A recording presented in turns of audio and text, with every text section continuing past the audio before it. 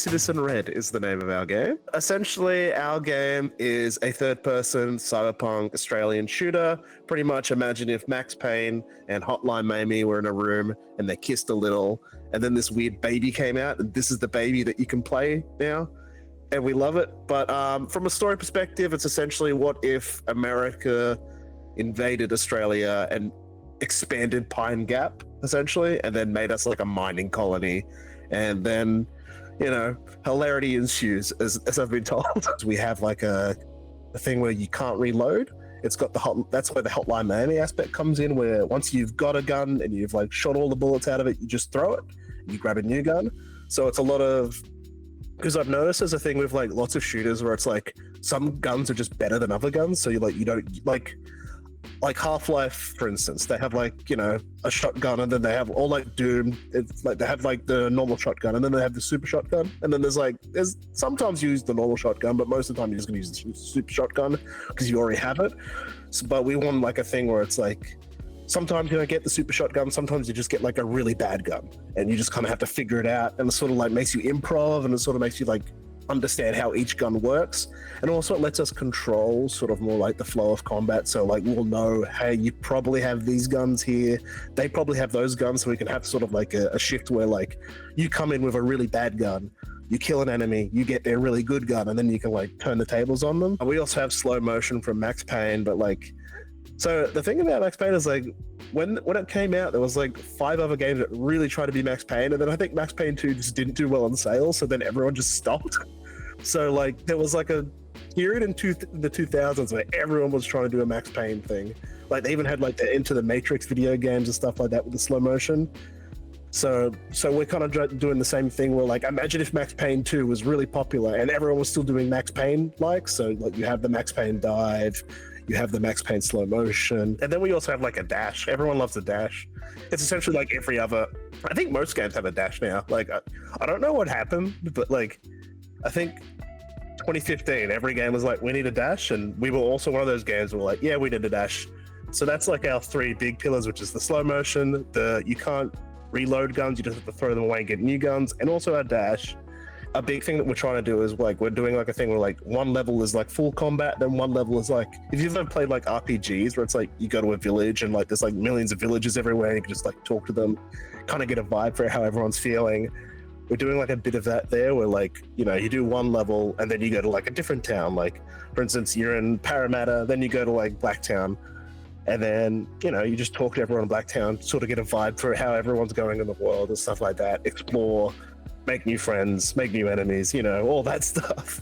So that's like a big aspect that we're hopefully going to show later as we go in development and in the demo. So it's been a bit interesting because essentially, because we were all very rank amateur when we started out. So I think during COVID, I essentially got Unreal Engine downloaded, and then I essentially made like an FPS. And essentially, because I was like, you know, I was like, oh, let's just like put more mechanics in there, and it turned out to be like a weird in-sim sort of thing. And then like while we were doing the weird in-sim stuff, I thought about the Australian cyberpunk aspect of it. But the issue with it was like, it was very complex. Like you could do stealth, you could talk to people, you could do like heaps of things. It was very reactive. However, the game like sucked to play. Like it was just an awful game. So we kind of took the best aspects of that and just said, let's just make like Max Payne. Like we liked Max Payne, let's just make like Max Payne, like let's make it way more focused. We didn't want to be like 50 when we released the thing, and also we didn't want it to be bad because, you know, no one wants to make a bad game. And even while I was making, I was like, oh, this sucks. But like it was a good learning thing, I guess. So essentially we've made like 2 games where we've made like a really big ambitious crap game, and then we've like took all the good stuffs and like made into like an actual focused third-person game, just to sort of like rescue what we had and, you know, make it more focused. And now this game actually seems to be working. So from a gameplay perspective, I guess we only really had a couple of options, because I play other games, of course, but the only game that I'm actually comfortable saying I know enough about to make a game about them is like shooters. So I was kind of trapped into making a shooter. because that's the like if I made like a JRPG, I'd probably like miss something like really important to JRPGs because I only played like 3 or 4 or so. But like shooters, I know enough about to be like, okay, this is what a good shooter is, this is what a bad shooter is, and also because Unreal is one of those things where, okay, here's a hot tip about Unreal.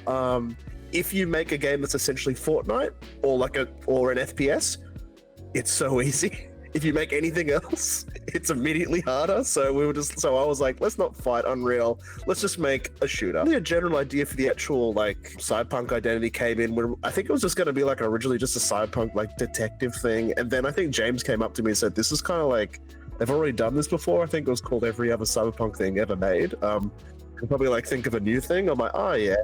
And then it came to me that Australia is very underrepresented when it comes to like that sort of vibe, especially in cyberpunk, and especially I've noticed like a lot of Australian stuff. It's very, I won't say touristy, but it's a bit touristy, where it's like very much like, you know, you go across the harbour bridge and then the opera house is right there, and then like there's Uluru, and like you go through every single one of the landmarks. Is very much like, we love Australia, but they don't really get the cultural aspect of it too much. They don't really get like the actual people that are in there so much, which I think is a big thing that's missing, and that's one of the big things that we're going for, is trying to get more of the people and the vibes of specific places. And like from a map place, we're not trying to get like specific towns or anything like that, just because like if you've ever gone to Sydney, or anyone who's in Sydney right now, it's designed by like a madman. Like if it was a map, you'd be like, this map makes no sense. I don't know where to go. Nothing makes sense. It's like terrible design.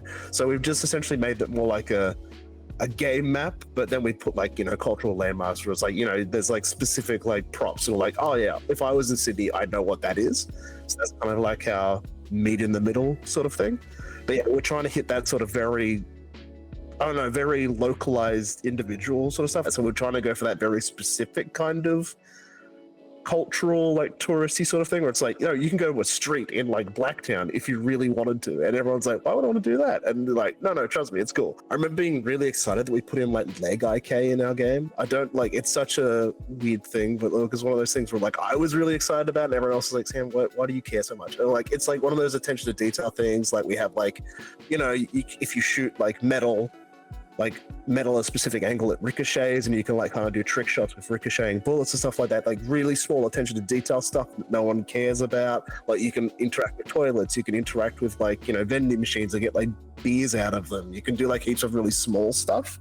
Or like my favorite thing was also showing people that you can like, when you dive, you can just dive into a wall and just face plant essentially. The first time everyone does it, they're just like, did my game bug? I'm like, no, you just like dived into a wall. Yeah, that's what happens if you dive into a wall. And they're like, okay, yeah. We're working on a public demo. So essentially the thing is, anyone who's played it at PAX, or anyone who's played it before, like the game, like from a combat mechanic wise, I'm pretty happy with it. But essentially what we want to do now is like, we want to show like the exploration side, we want to show like the dialogue systems, we want to show all of that, and we want to show like the story and cutscenes, because like we're selling ourselves more as like a cinematic shooter. What is your go-to caffeinated beverage when working on the game? This sounds like, the issue is like I'm drinking energy drinks right now. This is like a pre-workout drink, but like it was because it was cheaper than like the other stuff.